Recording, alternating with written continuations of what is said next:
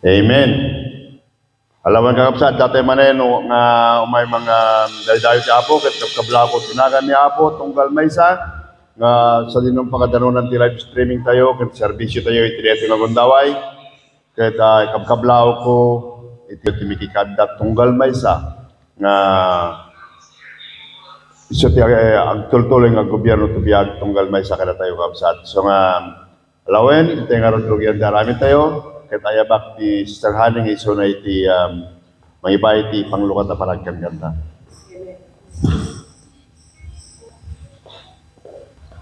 Amen. So let's just open our hearts. Let's stand before the Lord.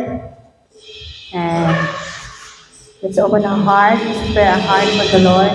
We're going to sing the song, Father of Creation.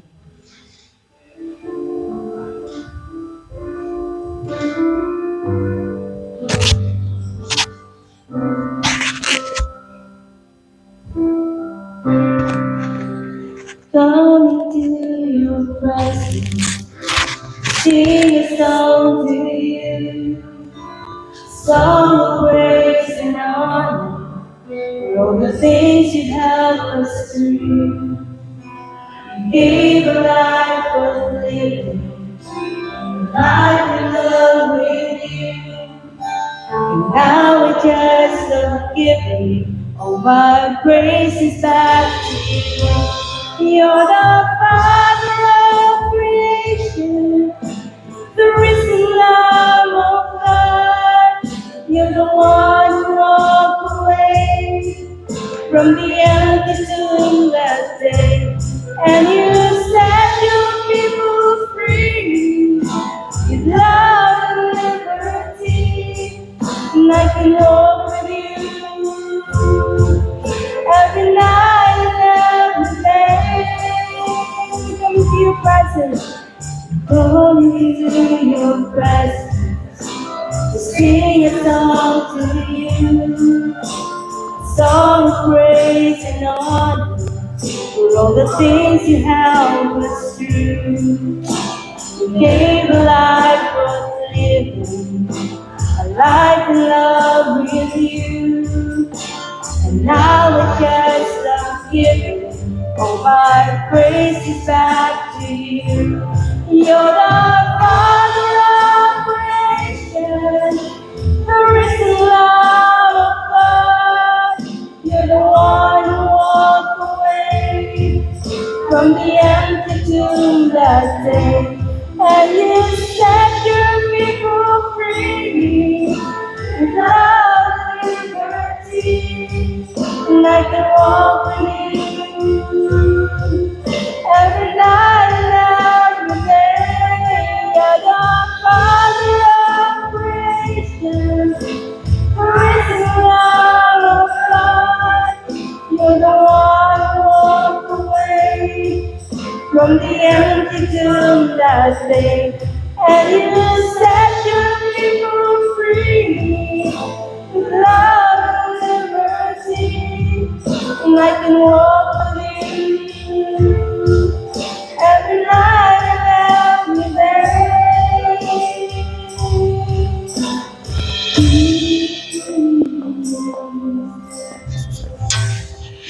In Psalm 28, verse 6 to 7, it says, Praise be to the Lord, for he has heard my cry for mercy. The Lord is my strength and my shield. My heart trusts in him, and he helps me. My heart leaps for joy, and with my song I praise him. Let us pray. Father, thank you for your love. Thank you for your Son, Jesus Christ, our Lord and Savior. Thank you, Holy Spirit, for being with us today. We welcome you wholeheartedly. Lord, I ask to forgive our sins, whether in our thoughts, in words, or in our actions. Forgive me, forgive us, so it will not hinder your blessings, which you prepared for us to receive through the message today by your faithful messenger. Thank you, God, for your faithfulness. Thank you for all your blessings daily. Thank you for all your love. Thank you for all that you promised and all that you have carried us through. Thank you for your love. for loving and setting us free. Thank you for giving your life for me, for us. We love you, Lord. We bless us all here, and the people are watching and yet to watch. We dedicate everything into your hands. In everything that we do today, through our musicians who all instruments to be played, our voices may it be a sweet aroma rising to the throne of your grace. Lord, may we be able to touch your heart today, God. Oh, sweet, sweet Lord Jesus, thank you, for we are forever grateful. To God be all the glory and honor and praises and thanksgiving. We give it all back to you in Jesus' name. Amen. Amen. Are we ready to praise the Lord? Amen. Yes? Can I hear those hands? Amen. Yes. Amen. So let's share everything that we have.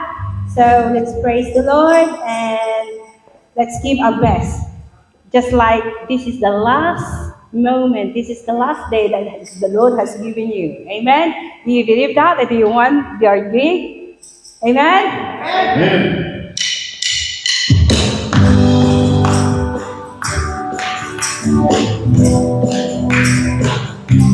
Come on, church.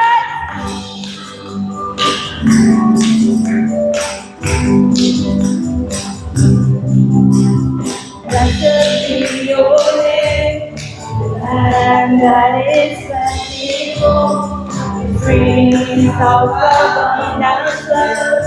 Blessed be your name. Blessed be your name. Blessed be your name. Oh, God, that place. Oh, God, blessed be your name. Every blessing you pour out, I turn back to you. When the darkness closes in, Lord, still I will say, blessed be the name of the Lord. Blessed be your name. Blessed be the name of the Lord. Blessed be your glorious name. Blessed be your name. Shining down on me, the world all as it should be. Blessed be your name. Yes, blessed be. Blessed be your name. Oh, the offering. Blessed be your name. When the blessing you pour out, I turn back to praise.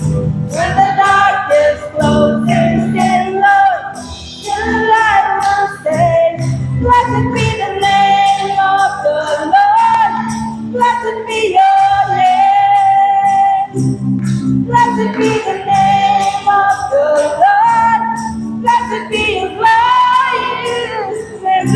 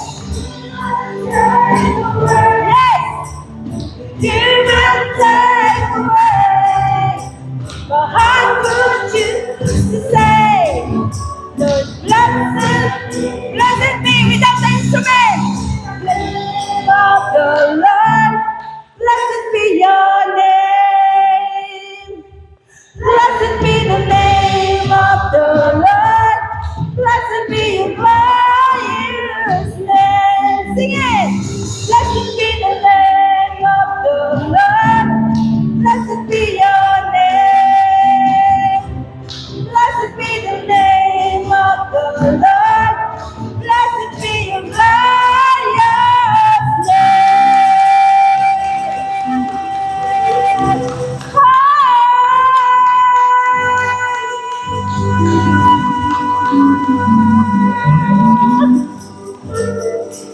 Blessed be your name. The name of the Lord is the Most High God. He created the heaven and earth. He created His people, that we are His people. We're standing in the presence of God. Thank you, Lord. Thank you. Thank you. Let's just continue to stand in the presence of God. Let's continue to worship Him. Continue to open our lips, open our hearts. Let's feel His presence. He's in the midst of us. Yes. Yes.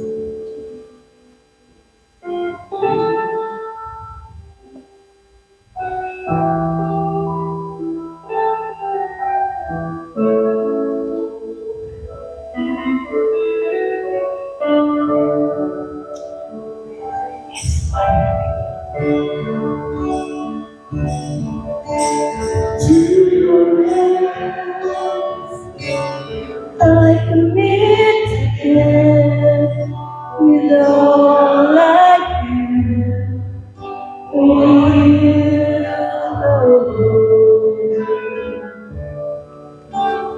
hold my hand in the palm of your hand, and I am yours forever.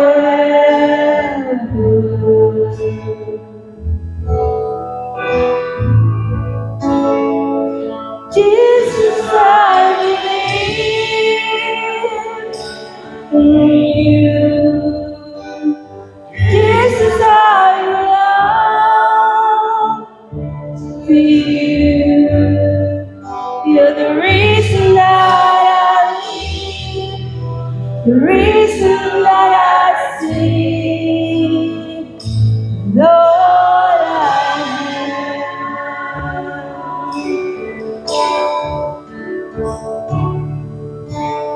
am with you.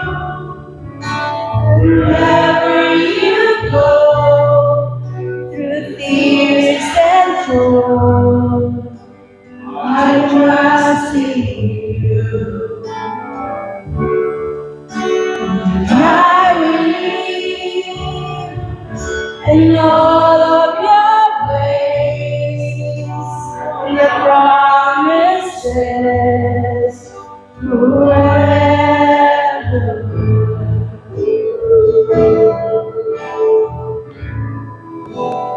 Jesus, I believe in you. Jesus, I belong to you.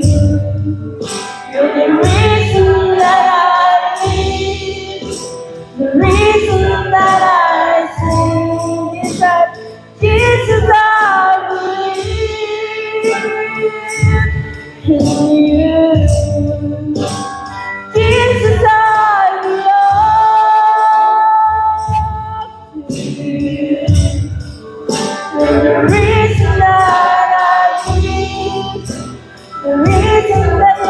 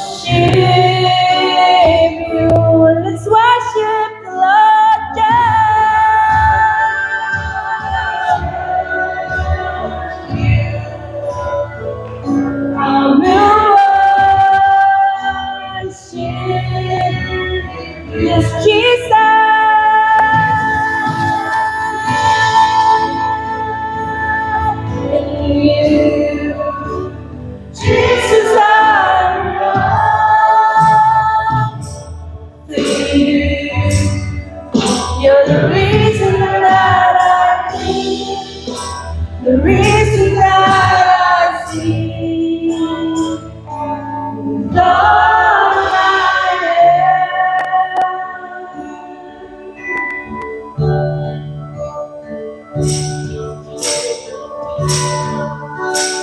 Pupurihin ka, O Diyos. Ang tanging alay ay pagsamba.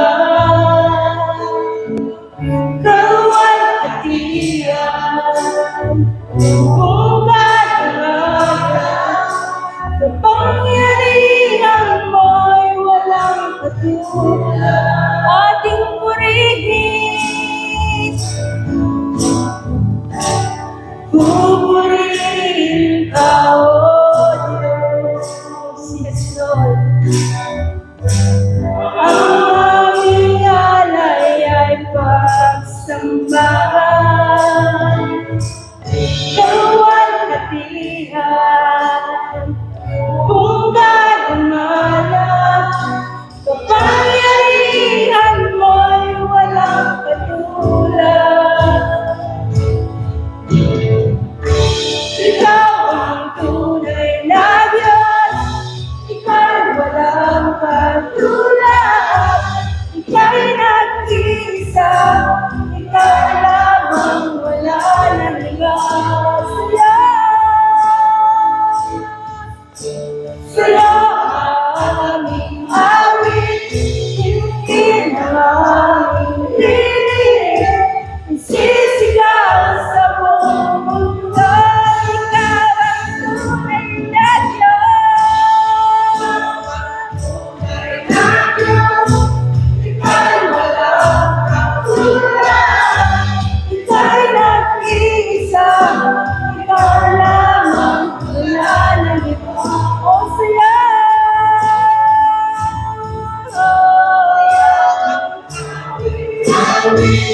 tingin ang aming tinig, sisigaw sa buong mundo. Yes, ikaw ang tunay na Diyos.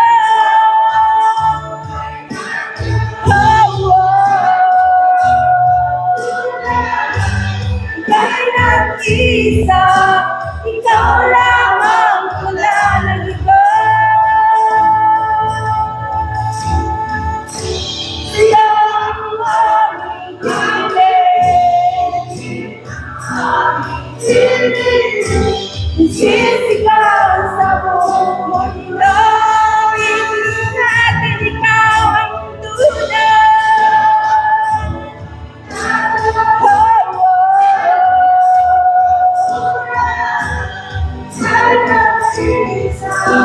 Ikaw lamang, wala nang iba.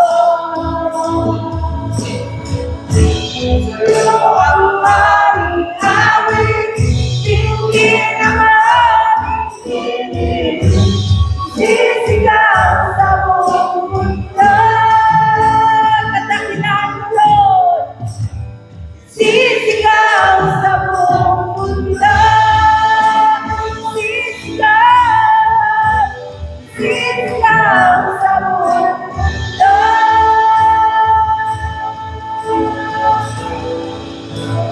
Dakilan mo.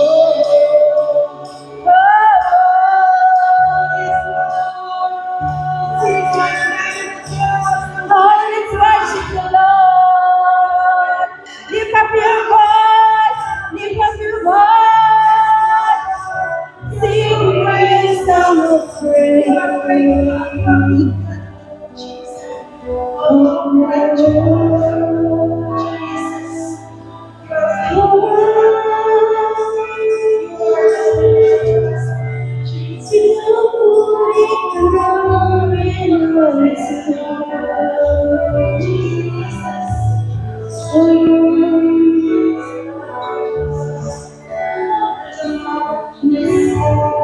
Yes, Lord. Inuupunin ka namin, Jesus. Tinatas po namin ang aming mga puso, ang aming mga kamay, ang aming tinig, ang aming katauhan, Lord. Wala po kaming ibang naiaalay sa iyo, Father God, kundi ang aming buhay.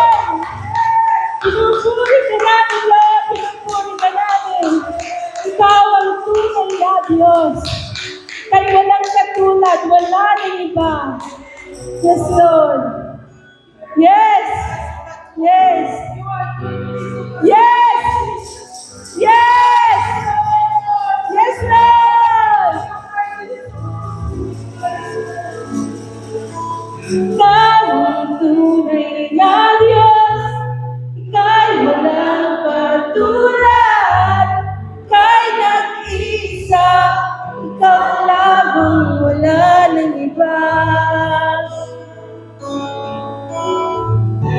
Siyo ang aming amin, tingin ang aming tinig, sisigaw sa buong mundo, yan sisigaw. Sisigaw sa buong mundo, sisigaw. Sisigaw sa buong mundo. Dakilang mo.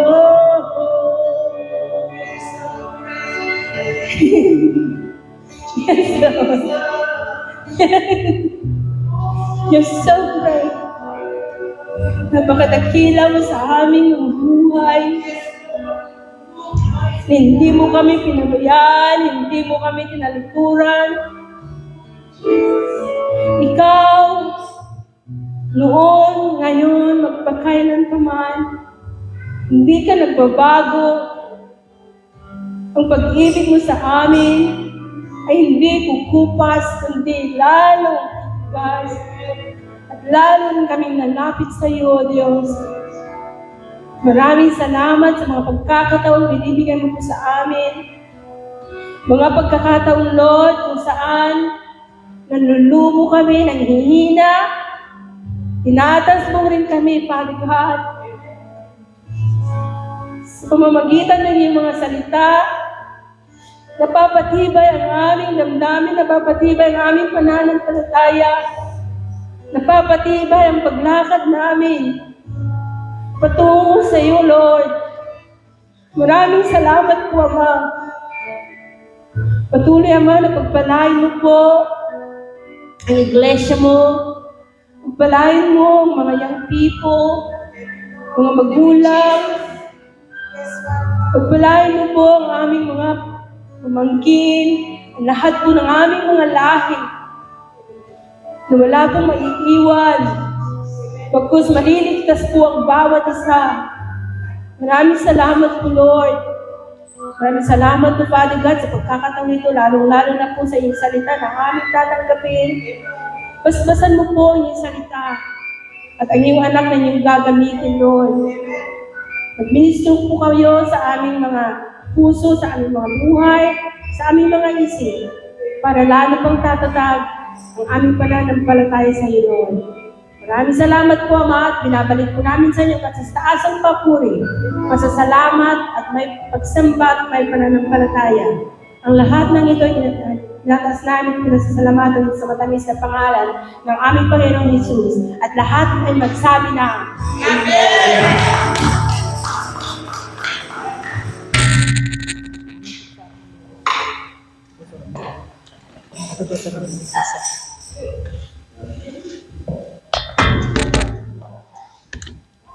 Sound check. Amen. Good afternoon po sa ating lahat.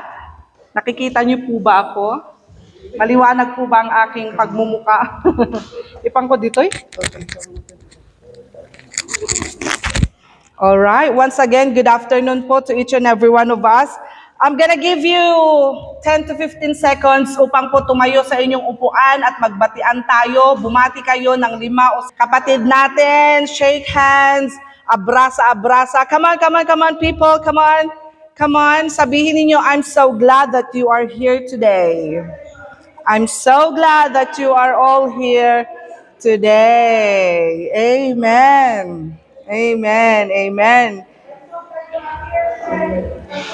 Amen. Thank you, Lord. Thank you so much.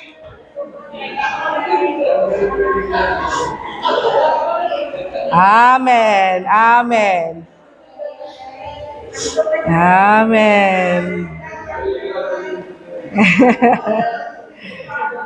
Thank you, Lord. Purihin po ang Panginoon. Amen. Amen. Hello, Ate. I'm so glad that you are here today. Lord, marami pong salamat for this wonderful and beautiful afternoon that you have given unto us. Thank you po, Lord, sa aming mga buhay. Thank you, Lord, because you are here. Thank you for your thick presence today, O Lord God. We ask you, Father God, that you will send revival, that you will send miracle today, Panginoon. In Jesus' name we pray. Amen and amen. All right, simulan na po natin ang pag-aaral ng kanyang salita. Amen. Have you experienced that people are calling you by your sin? Or sa dinami-dami ng maaalala nila about you, they will always remember your past. Kahit anong kagustuhan natin, hindi talaga natin maiiwasan na may mga tao talaga na that they will remember how bad yung ginawa mo in the past than yung kung ano yung ginagawa mo ngayon. And whether we like it or not, that's just how life is, my dear brethren. Or may mga tao na, ay magnanakaw yan. Or, ay walang puso yan. Or, di ba dati, pagtatakaw yan, magnanakaw rin pala sa Tagalog. Di ba dati, drug addict yan? Yung mga ganun po. People will always call you on what you did in the past, even if it's 20, 30 years ago. So you are full of shame, you are full of disgrace, you got low self-image because of that. So maraming tao, sabi ko kanina, na maaalala yung mga hindi mo nagawang maganda rather than yung mga magagandang nagawa mo sa buhay nila. So, let me ask you, pagpunta mo rito, ano ang pangalan na kilala ka? Ano ang pangalan na kilala ka? Ay, iniskam ako niyan. May mga tao talaga na part talaga ng past natin na pag alam mong, naku, na-scam ako nito na hindi naman talaga natin maaalis sa utak natin yung mga ganong pangyayari, lalo na pag-usaping pera. Tama po ba? Naku, niluko ako niyan. Naku, hindi ako binayaran niyan. Naku, may utang pa sa akin yan. So today, we will talk about one person, about the story in the Bible that kapag nakikita at nababasa mo siya sa Bible, may partner siyang identity. Na hindi ko alam kung maaalis ba natin yon pagkatapos ng service natin, pero pag sinabi mo yung pangalan niya, eto siya. Okay, and this afternoon, we will talk about Rahab, the prostitute. Okay. All right. We already studied this in our Sunday school. Amen? 2 Sundays na po natin pinag-aaralan to, but gusto ko rin pong i-share. And the truth is, Rahab is a prostitute. At yun talaga yung pagkakakilanlan natin sa kanya. And even if you go in Google right now, if you type Rahab, lalabas lagi the prostitute or harlot. Ikaw kaya, i-Google mo kaya yung pangalan mo, Lingling Yang Alcantara. Ano kaya ang lalabas sa Google? Okay? But today, we will talk about paano ba binago ng Panginoon ang kanyang pangalan or how God changed or turned her story in a beautiful and wonderful ending. Paano nga ba siya magtatapos, mga kapatid? At gusto ko pong sabihin sa inyo na kung hindi maganda ang simula mo, inaabangan po namin ang pagtatapos mo. Graduate ka, summa cum laude. Wow. 10 taon sa college. Kaya pala summa cum laude. At least nakatapos, di ba? Okay, let's read Joshua chapter 2 verses 1 to 13. Suma. Okay. Hindi na po natin babasahin lahat kasi alam naman natin na to, nakwento na kanina. So, ito po yung panahon na they will cross the river and then they will enter the promised land. And then ang ginawa ni Joshua, nag-send siya ng 2 spies. So, Joshua, son of Nun, secretly sent 2 spies from Shittim. Sabi niya, go! Look over the land, especially Jericho. So they went and entered the house of a prostitute named Rahab and stayed there. Can you imagine paano napakilala ng Bible si Rahab? prostitute. Okay, so pumasok sila sa house of a prostitute named Rahab and stayed there. So the king of Jericho was told, nalaman niya at sinabi niya, naku, puntahan mo nga sila sa bahay ni Rahab. Tignan ninyo kasi may mga spies tayo dito eh. Baka patayin nila tayo. Tignan nyo, tignan nyo. So nag-send yung king of Jericho. And then, so may pinapunta na tao sa bahay ni Rahab. In verse 3, sabi niya, bring out the men who came to you and entered your house, because they have come to spy out the whole land. In verse 4, but the woman had taken the 2 men and hidden them. Verse 4 na po tayo. So tinago niya instead of sinuko sa otoridad. Okay?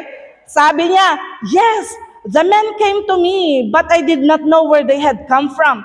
Hindi ko alam saan sila galing. Verse 5, at dusk, when it was time to close the city gate, they left. So tinago niya ang 2 tao sa kanyang bubungan para hindi sila mahuli. Sabi niya, I don't know which way they went. Go after them quickly. Tignan mo sila. Baka mahuli mo pa sila. Dali, dali, dali.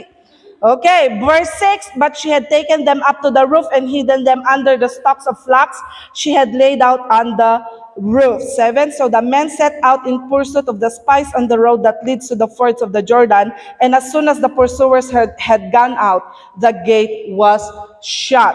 Okay, verse ano na tayo? So ngayon po, before na matulog yung mga spies at nakaalis na yung tauhan ni King of Jericho, sabi niya rito, nagsalita si Rahab. Sabi niya, I know that the Lord has given you this land. Alam ko na binigay itong land na ito sa inyo. Alam ko na sa inyo ito. And alam mo ba na takot kami sa inyo? Naririnig namin kung paano nyo pinapabagsak ang mga cities, ang mga countries are melting in fear because of you.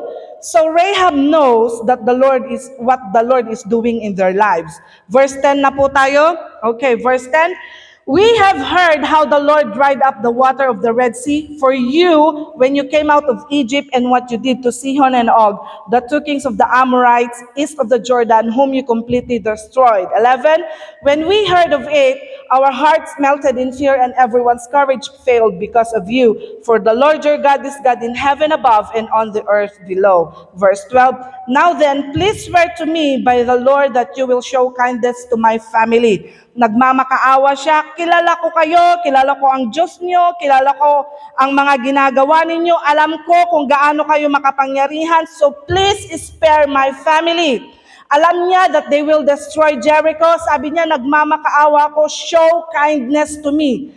Give me a sure sign. Verse 13, give me a sure sign that you will spare the lives of my father and mother, my brothers and sisters, and all who belong to them, and that you will save us from death. And alam naman po natin ang nangyari, nagkaroon sila ng covenant with each other, nagkaroon sila ng sign, talian mo ang window mo ng scarlet cord, sabing ganon, yung red na yun kanina, so that it will be a sign na yung house na yun ang i-spare namin. Pero once lumabas kayo, once you go out, hindi na namin kayo may i-spare. Ilakin mo dyan yung family mo, nanay mo, tatay mo, dyan lang kayo lahat, at lahat ng nasa bahay mo, they will all be spared.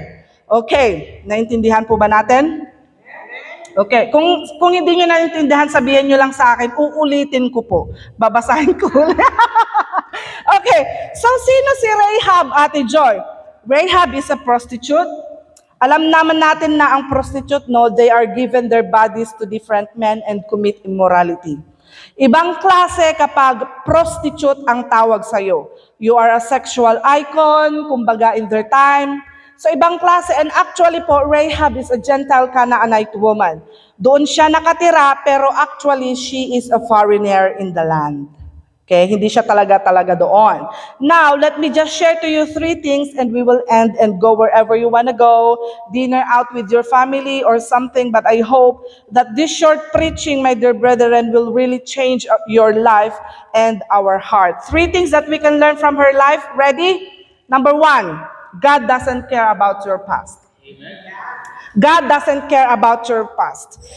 Amen. Then Joshua, son of Nun, secretly sent 2 spies from Shittim. Go look over the land, he said, especially Jericho. So they went and entered the house of a prostitute named Rahab and stayed there. So if you will look at Rahab's title, sabi nga po is Rahab the prostitute. Alvaro, the aguuring. Kunada, hindi kanya midi, di ba Manong? Di ba? Or hindi ko alam yung iba, whatever your name is. Charcoal man. Hindi ko alam kung ano yung pangalan mo. The Magnanakaw. Yung parang ganon. You have your own past. Lahat tayo may past tayo. And Rahab, she committed her life to giving her body away. She committed immorality and that is very unholy in the eyes of God. So, sino po ba ang matutuwa if you are of course, no, hindi naman po natin kinokondem sila, pero the Lord actually chose this house. The Lord actually chose her house. Kasi sa dinami-dami po ng bahay na pwedeng pupuntahan ng dalawang spies, bakit kay Rahab pa? Okay? For sure, hindi naman silang pumunta sa, ano ang tawag nito? Pwede naman silang pumunta sa isang bahay. Pwede naman silang pumunta sa bahay ng mas reputable na tao on that time. Pero bakit sa isang prostitute pa sila pupunta? Naku, wag tayo dyan sis, prostitute niyan, baka rapin tayo niyan. Diba? For sure, hindi ka pupunta sa bahay niya. Digamen, hindi ka pupunta. Wag tayong pupunta dyan kasi baka mamaya mawala yung cellphone mo. Hindi ka ditikit sa taong magnanakaw, isn't it? Okay? Naku, wag ka dyan, baka mamaya anuhin ka niyan. Yung mga ganong bagay. You know, there will be a lot of things that will say about you. Pero gusto ko pong malaman ninyo that God chose her.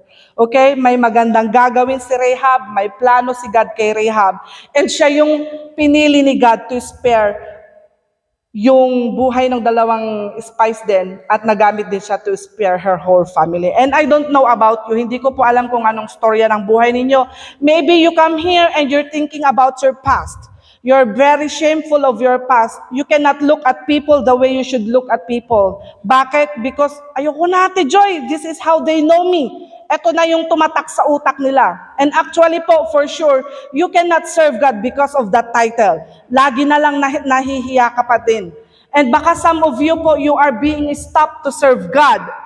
Or you are being stopped to serve the Lord in the ministry because of your past. Because of what you have done in the past. And para sa akin po, isa po ito sa mga greatest learnings that we can learn po from the story of Rahab na si Lord po ay hindi niya tinitignan ang buhay mo in the past. He is not actually particular kung gaano ka kabasagulero during that time of your younger years. Saan mo dinala yung pera mo? Saan mo dinala yung pera mo nung kasagsagaan nung prime years mo? Yung mga ganong bagay, mga kapatid. Imagine this. What if God is very particular about your past? Saan ka kaya pupulutin ngayon? Okay? Will you have a beautiful life story? Will you be here right now if God is very particular about your past? Will you marry someone na kasing gwapo ng katabi nyo ngayon? Di ba? Now, will you graduate if God is actually looking at your past? Okay? Will you actually be a pastor or a teacher right now if God is very particular about your past? Me personally po, I think I'm not here if God is very particular about it. If God is always reminding me about what I have done in the past, for example po, ang Pasko po ay mamamatay tao ako in the past. Example lang po yun, hindi po yun totoo. Pero for sure, people will kill me now na kapag nalaman nila yung Pasko na mamamatay tao ako and I am preaching right here in front of you, for sure people will throw tomatoes at me. Senep. Oh, ba't ka nandito? Bawal ka dito sa church na to. Bakit? Kasi karumal-dumal yung ginawa mo sa nakaraan mo. Maybe you've been into homosexuality, maybe you've been into adultery, at sasabihin ng mga tao sa'yo, that's shameful, but no one is reminding at you right now. Tell the enemy, if it keeps on reminding you of your past, sabihin mo, shut up. Sabihin mo sa demonyo, hindi po sa katabi mo. Okay? Number 1. God doesn't care about your past. And gusto ko na pong i-fast forward, no, kasi mas gusto ko yung present. Number 2, because God cares about your present. So ano po yung nangyari kay Rahab? Yun yung past niya Yun yung buhay niya nung nakaraan. She was a prostitute. She's been with a lot of men. She was a sexual icon in her time. Pero alam mo po ba, nung panahon na meron siya yung sitwasyon na, yung present situation niya, meron siyang present na nasa puso niya that changed her life. Are we ready po? Amen.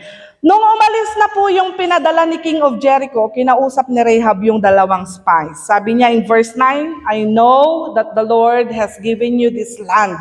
Sabi niya, kilala ko ang Diyos ninyo. Alam ko, kilala ko ang Diyos mo na nagbigay ng lupa sa'yo. And that a great fear of you has fallen on us. Sabi niya, kilala ko ang Diyos mo. Takot ako sa Diyos mo at lahat kami dito were melting in fear. Verse 10, we have heard how the Lord dried up the water of the Red Sea for you when you came out of Egypt and what you did to Sihon and Og, the two kings of the Amorites, east of the Jordan, whom you completely destroyed. Verse 11, when we heard of it, tandaan po niyo yung paulit-ulit kong sinasabi, I know, I heard, we heard. So sabi niya, when we heard of it, our hearts melted in fear, and everyone's courage failed because of you, for the Lord your God is God in heaven above and on earth below. You know this person po, this person may be a prostitute before, or maybe doon na siya nakilala, or maybe baka 2 days before pumunta yung spy sa bahay niya, yun pa rin ang ginagawa niya, prostitute pa rin siya. I don't know, hindi ko po alam. But did you know, mga kapatid, kung ano yung present niya? She knows the Lord. She heard of the Lord, narinig niya, kilala niya, at natatakot siya. At alam niyo po, yung fear na sinasabi dito is hindi naman po yung trembling fear. Ito yung fear na I highly respected that God whom you serve. Yung kasama nyo na nagbabattle, nagde-destroy ng mga kings, na mga makapangyarihang kings, I fear Him.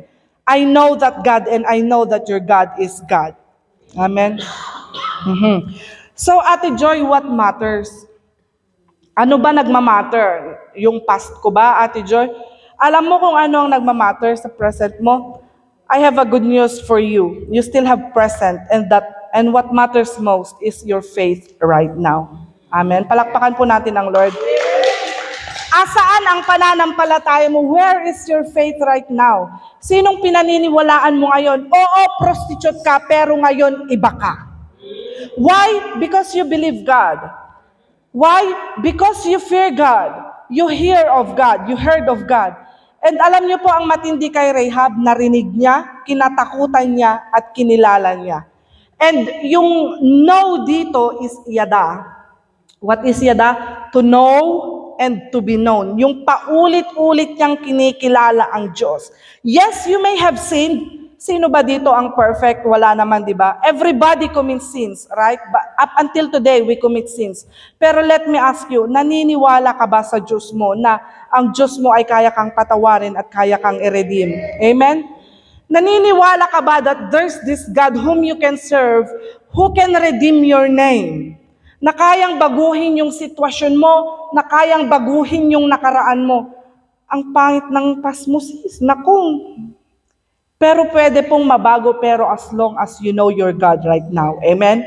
Amen? Isa pong malakas na palakpak para sa Lord. Ang malala, ang dumi na ng nakaraan hanggang ngayon ayaw pa rin maniwala. Have you heard miracle stories? Alam niyo si Rahab, she heard many miracle stories of God. She heard that the Red Sea ay hinati, okay? Narinig niya nang pinatay ng Diyos ang mga malulupit na hari. Narinig niya, kakabsat, and then she believed.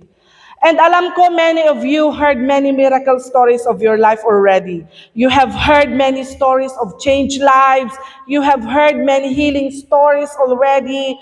Ang dami mo nang na-witness na miracles right before your eyes. But hindi ka pa din nako-convinced that God is God. Pero once you've heard it, once you believe, your life can be changed. Yung present mo, pwedeng mabago. Actually, yung present po natin nagbabago. Because when you heard it, you must believe it. And let me just encourage you, kakabsat, why don't you just keep on believing God? Yan po yung lagi kong sinasabi ko sa sarili ko this past few days. Why don't you just trust the Lord? Why don't you just keep on believing God? Na nakakagulat, no? Ate Joy, magbabago pa ba yung buhay ko because I believe God? Yes. Ate Joy, is it all about my faith that can turn my life upside down? Yes. Naniniwala ka ba sa Diyos mo na kaya kang pagalingin? Yes.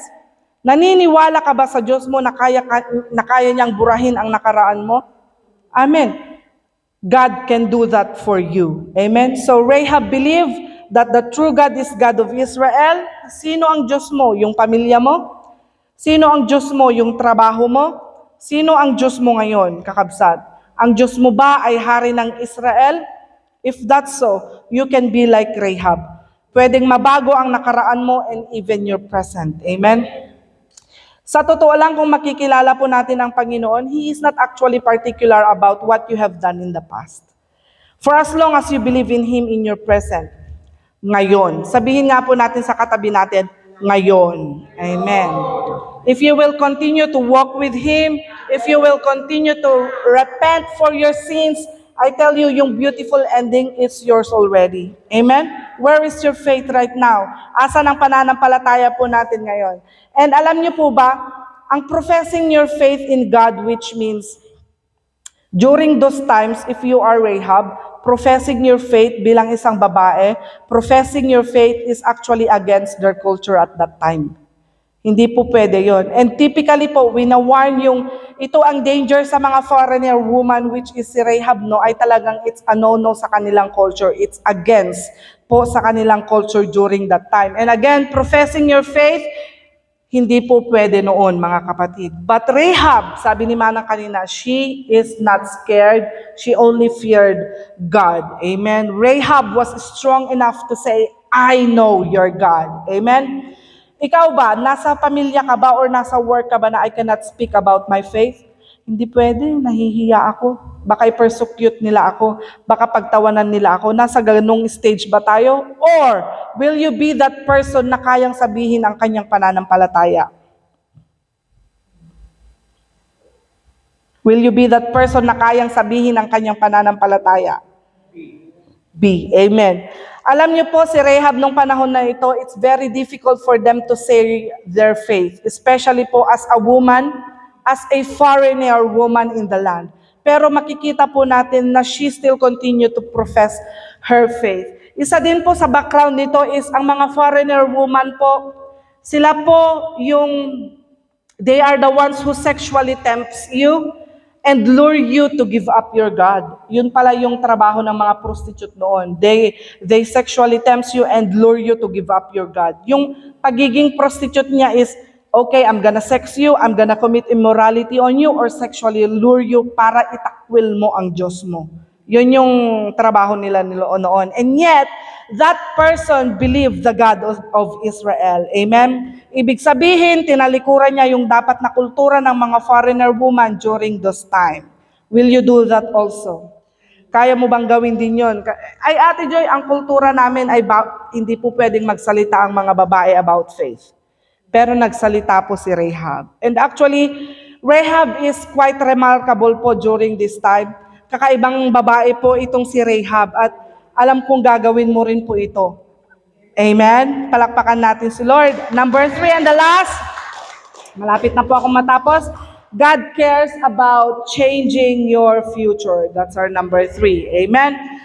Alam niyo po ba yung now ni Rahab dito is like professing her love and faith about God. And you know what happened? Binago ng Diyos ang kanyang future. Amen? Ito po yung isa sa mga pinaninindigan ko na istorya sa Bible that my future ay mababago din po. Paano, Ate Joy? Letter A, God used Rahab to spare her whole family. Alam natin yan, Joshua chapter 6 verse 17. Basahin po natin. Can you read it for me, please?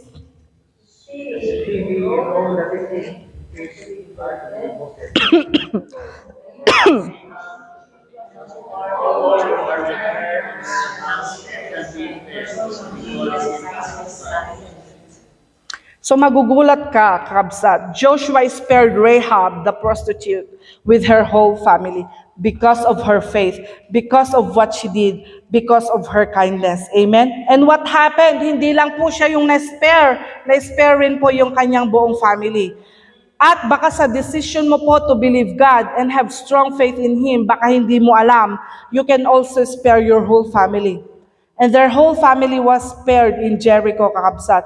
Buong Jericho po pinatay. Men, women, oxen, sheep, donkey, lahat po yan pinatay. It was destroyed. But what happened? Only them po ang nakaligtas. Sila lang po ang nabuhay. Come on! Wala po bang palakpak dyan? Sa generation natin, may i-spare po ba yung family mo because of you? Or lahat po tayo dito madedestroy? Pangalawa, did you know that God will use you to build a godly lineage? Amen? God will use you to build a godly lineage. And to end this, kakabsat, did you know that in the New Testament, 3 beses po pinakilala si Rahab at na-mention po in the New Testament. First po is in Hebrews chapter 11 verse 31, I think na dyan. Sabi niya, by faith, the prostitute Rahab, because she welcomed the spies, was not killed with those who were disobedient. Nakakagulat po mga kapatid. At alam niyo po ba itong Hebrews 11 na to? Ito po yung chapter na para siyang Eastwood, Walk of Fame. Alam niyo po yun, yung mga Hollywood, nandun yung mga pangalan nila. Yung parang ganun din po siya. But this is a chapter wherein, kumbaga, Hall of Fame. What does it mean? It's a chapter po wherein all the people who did exemplary faith and who showed exemplary faith was written in Hebrews chapter 11. Matitindi po ang faith ng mga taong ito. And actually po, no, yung iba dito sa Hebrews chapter 11, hindi naman na nila nakita yung resulta ng pananampalataya nila. Hindi na nila na-witness kung ano yung promise ng Diyos sa buhay nila. But did you know that these people, even before pa sila ma-ending, before pa sila kunin ng Diyos, nakikita na nila yung ending ng buhay nila because of Jesus, because of their heart for Jesus. And they were considered heroes of faith. Bakit? Because they believe in Jesus, they believe in God. Even in James chapter 2, verse 25, basahin po natin, in the same way, was not even Rahab the prostitute considered righteous? Alam natin yan. She was not even considered righteous for what she did when she gave lodging to the spies and sent them off in a different direction. Even in James po, they were talking about sino ba yung mga women of faith na yan? Sino ba yung mga matitindi ang faith na yan? She was listed down po with that kind of faith. Amen. Kung tutuusin, she was considered as a model of faith. She was about to die and her whole family in Jericho, pero sinabi niya, kilala ko ang Diyos mo. I know your God. I heard your God. And will you say that to people too? I heard of God. Kilala ko ang Diyos mo, naririnig ko ang Diyos mo, and I have a personal and growing relationship with God. Will you profess that? Amen. Minsan, akala kasi natin ang Christian faith is about serving the Lord, being here, serving physically only, preaching the gospel. Oo, tama po yun mga kapatid. Pero ang totoong spiritual life or ang totoong Christianity is really about your personal relationship with God. Who are you with God? Do you really know God? In a difficult times of your life, do you still know God? Do you hold on to God? Andun ka pa ba? Humahawak ka pa ba, kapatid? Or andun ka na, bumibitaw ka na sa pagkakakilanlan mo sa Diyos? Alam niyo po ba that Rahab was very strong? Malista ka sa Old Testament who have great faith. That is something, tumatak ka sa puso ng Diyos. Maybe you guys are praying for a child. Ako na naman to for like 5 to 10 years already. You've been praying for a child, and will you still believe that God, that He is the God who can keep His promises? Amen. Maybe you guys are sick today sa mga nanonood po sa atin, or you have something on your physical body na nararamdaman. Will you still hold on to your faith and say, Lord, I know that one day you are going to heal me. Amen? Ano ba, petsa, de peligro na ba ngayon? Wala ka ba talagang kaperahan? Ang dami mong bills? Will you still hold on to God, the God who provides? Amen. Amen. Rahab was a woman of faith. And alam mo, na-realize ko po, ang mga tao, marami tayong gustong title eh. Magaling na businessman, magaling na wife, exemplary mother, doktora, yung mga ganong title. Attorney. Pero alam mo po ba ang pinakamagandang title na ilalagay sa Hall of Fame? Simple lang. A woman who believed God. Joy, a woman who believed God. Hanilet, a woman who believed God. Alvaro, a man who believed God. Amen? Amen. Will you be that woman? Will you be that man who believe in God? Amen? And hindi lang po yan. This is the last one na po. Yung ending po niya, hindi lang siya nakilala bilang woman of faith. Pero did you know that prostitute siya, no? She is a prostitute. Pero napangasawa niya si Salmon, sabi ni Manang na kanina. Hindi po yung inuulam natin, ha? Salmon, the father of Boaz. Seryoso na, nagpatawa pa kasi. Salmon, the father of Boaz, whose mother was Rahab. Boaz, the father of Obed, whose mother was Ruth. Obed, the father of Jesse. And Jesse, the father of King David. Matthew chapter 1, verse 5, beta. So and so forth, kakabsat. At ano ang lumabas po sa lineage niya? It was Jesus Christ. Grabe po si Rahab. Pag pinapakilala siya, yes, you may be a prostitute. Yes, you may be a liar. Pero hindi ko po, hindi ko ginajustify, ha. Yes, you may have a lot of utangs. I don't know kung ano yung hindi magandang title sa buhay mo, pero alam mo ang pinakamagandang title, you stood up with God, you have full of faith with God. Tapos nasa lineage mo pa si Jesus, no?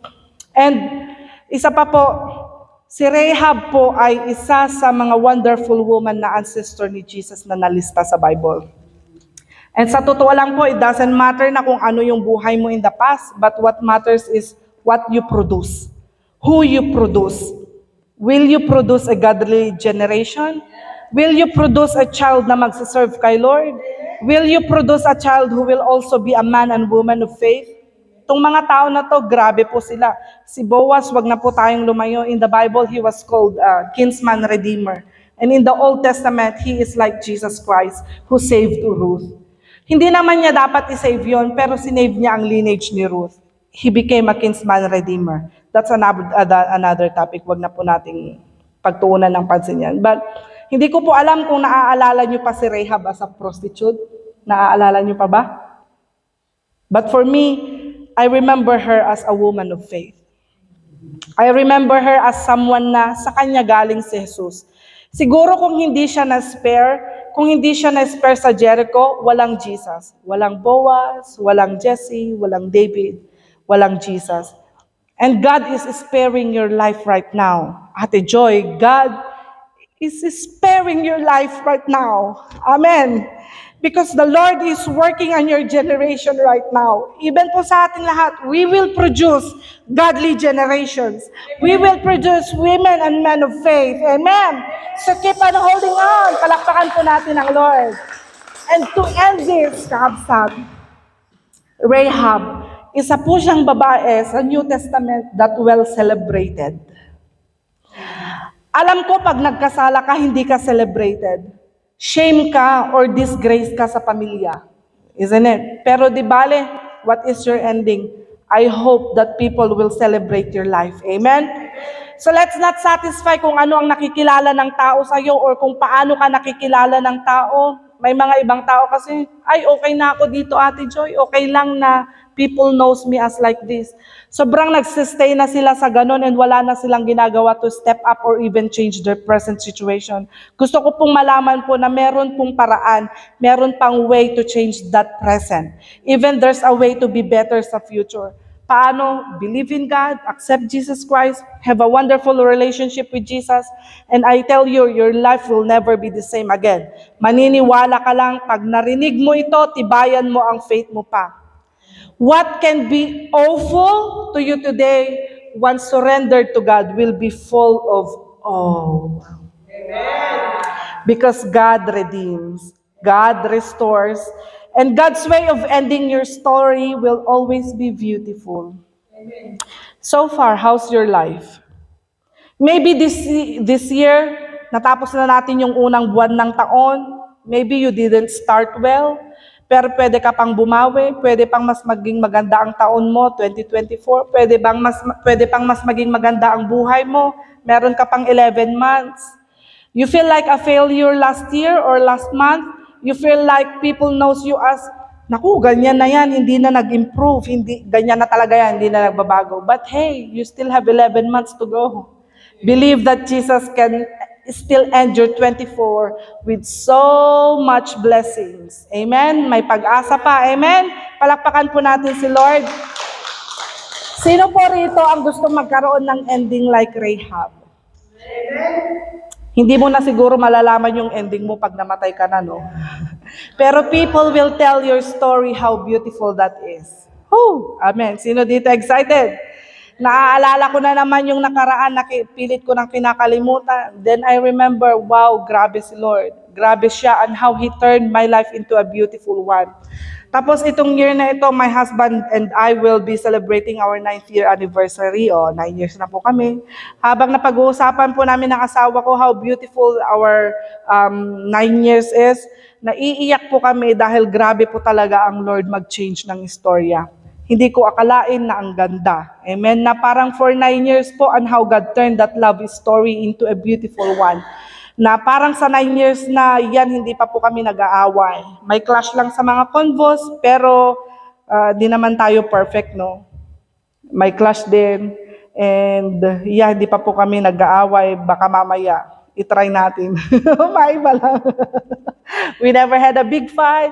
Dagiti katuganga, grabe sila magmahal. I never had any issues with them.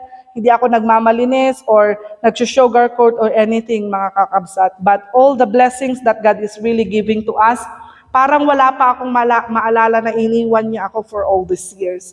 And coming back or looking back, kakabsat, I attended a seminar in Manila. And ang sabi nila sa akin, ang prophecy sa akin is makakapag-asawa ako ng lalaking hindi ako papaiyakin, mamahalin ka lang, papasahin ka, at binigay nga sa akin na pangalan is Ruth. Yun po yung pangalan na binigay sa akin. And kahapon habang ginagawa ko to, yun yung mga naaalala ko, na ang prophecy sa akin is lalaking hindi ako papaiyakin. Salamat sa Lord na sa 9 years na hindi pa talaga ako umiiyak. Hanggang ngayon, kahit hindi ako binibigyan ng pera, hindi pa rin ako umiiyak. Joke lang, honey. I love you.